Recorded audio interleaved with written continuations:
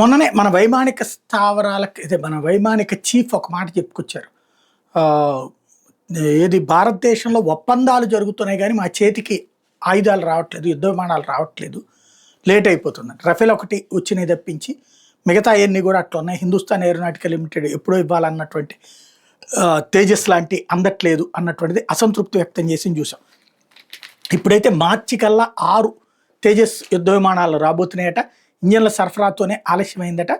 వచ్చే మార్చి కల్లా కనీసం 6 తేజస్ విమానాలు భారతీయ వైమానిక దళానికి అందజేస్తాను Hindustan Aeronautical Limited chairman Sunil ప్రకటించారు.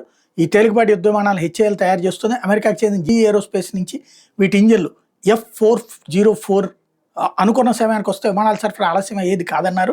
తేజస్ ఎల్సీఏ MK1A వేరియంట్ డెలివరీల ఆలస్యం మీద air chief marshal AP Singh కూడా అసంతృప్తి వ్యక్తం చేసిన నేపథ్యంలో 2021 ఫిబ్రవరిలో 83 తేజస్ విమానాల కోసం 48,000 కోట్ల ఒప్పందాన్ని హెచ్ఏఎల్ రక్షణ శాఖ ఒప్పందం కుదిరితే మరో 97 విమానాలకి అంటే ఇంకొక 67,000 కోట్లకి ఆర్డర్లు పెట్టే పనిలో ఉంటే ఇప్పుడు ఈ వ్యవహారం 12 ఇంజన్లు త్వరలో జీ ఏరోస్పేస్ నుంచి వస్తాయట ప్రస్తుత ఆర్థిక సంవత్సరంలోనే.